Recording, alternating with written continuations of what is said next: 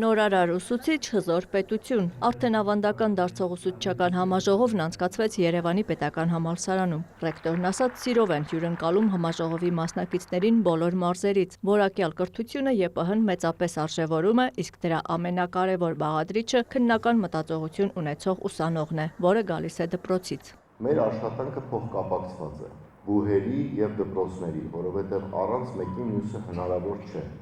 Եվ որքան դուք ջանք եք դնում որակյալ կադրեր պատրաստելու գործում, այնքան թե մեր գործն է հեշտանում, թե մեր որակն է բարելավում։ Այսինքն ձեր աշխատանքից ուղղակիորեն կախված է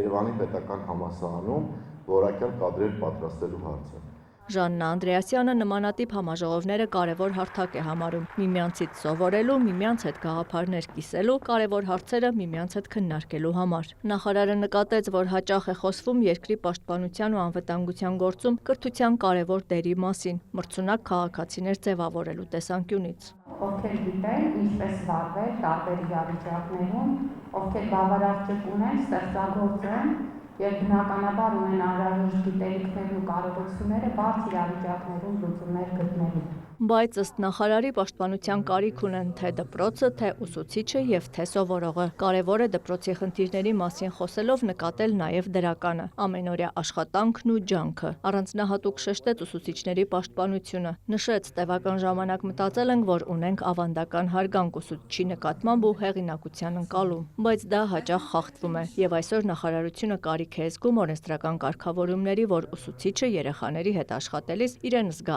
ապահով ու հաճելի միջավայրում։ Հարգանքը ձևավորվում է, այո,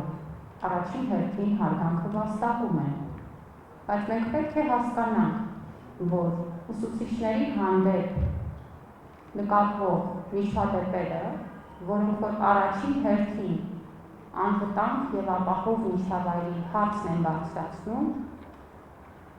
շատ կարևոր է, եւ մենք չենք կարող այդ խնդրին անդրադառնալ։ Հաջողության հասնելու համար նախարարը նաև կարևոր է համարում, որ փոխվի ծնողների հետ աշխատանքի մեթոդը, որ կրթության մեջ նրանց ընդգրկվածությունը լինի ճիշտ ու արդյունավետ, երեխայի կրթությանը նպաստող։ Ժաննա Անդրեասյանի դիտարկմամբ երեխաները, որոնց համար էլ իրականացվում է կրթական գործընթացների ամբողջությունը, նույնպես պաշտպանության կարիք ունեն։ Պաշտպանություն ասելով նախարարը նկատի չունի, որ երեխաներին պետք է զերծ պահել որևէ խնդրից ու դժվարությունից, կարծելով, թե հետագայում նա պատրաստ է լինելու առնչվել կյանքի դժվարություններին։ Պաշտպանությունը առաջին հերթին պատրաստելն է մեր երեխաների, նրանց ինքնուրույնության, նրանց ստեղծագործականության, նրանց նախաձեռնողականության խթանումն է։ Մենք պետք է լինենք բավարար իմաստուն եւ բավարար նրբանկատ, որպեսզի ուղղորդենք առանց ճնշելու, որպեսզի աջակցենք առանց վնասելու, որպեսզի հետևենք առանց սահմանափակելու նրանց ազատությունը։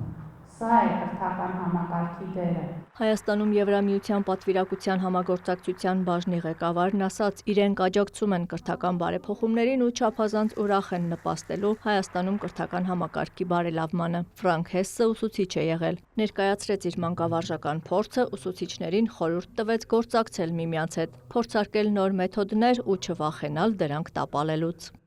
Գերմանիայում դասավանդում էի ձեռնարկատիրություն եւ ֆրանսերեն։ Ես փորձեցի այդ երկու առարկաները միացնել իրար եւ սկսեցի մի ծրագիր, որի ժամանակ աշակերտներին նախ գերմաներենով էի սովորեցնում, թե ինչպես կարելի է հիմնել ընկերություն։ Ապա սովորեցրեցի ֆրանսերեն այդ ամբողջ բառապաշարը, որը կարող է պետք գալ նույն նպատակի համար։ Ծրագրում ներառեցի նաեւ իմ գործընկերուհուն, որը անգլերենով սովորեցրեց, թե ինչպես կարելի է ստեղծել ձեռնարկատիրություն Մեծ Բրիտանիայում։ Սկզբում աշակերտները կաշկանդված էին, որոշ ժամանակ հետո ծրագիրը սկսեց լավ աշխատել։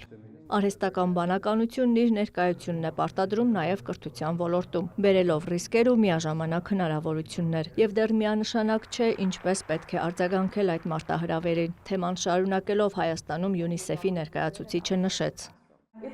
Նորագույն տեխնոլոգիաները բացի ռիսկերից նաև գործիք են ուսուցիչների համար կրթական գործընթացը կազմակերպելիս, բայց մենք պետք է գիտակցենք, որ տեխնոլոգիաները կարող են նպաստել ուսուցմանը միայն եթե դրանք լինեն մանկավարժության զարգացմանը զուգահեռ։ Նախարարության ու Եվրամիության հետ համագործակցությամբ մենք աշխատում ենք նպաստել մանկավարժական այդ նոր մեթոդների, ինչպես նաև առաջնորդության ու թվային հմտությունների զարգացմանը դպրոցներում։ Մենք իհարկե գիտենք նաև, որ երեխաներն ավելի ավելի լավ են սովորում, երբ կրթությունը խաղի միջոցով է լինում։ Համաժողովի ընթացքում պարգևատրվեցին նախարարության մենթոր դպրոցները, որոնք նոր չափորոշիչների ներդրման գործում աջակցել են այլ դպրոցների։ Հաջորդող պլենար նիստում ու պանելային հանդիպումներում նախատեսված էին քննարկումներ ուսումնական գործընթացին վերաբերող տարբեր թեմաներով։ Աննա Զախարյան, Արման Թովմասյան, Լուրեր։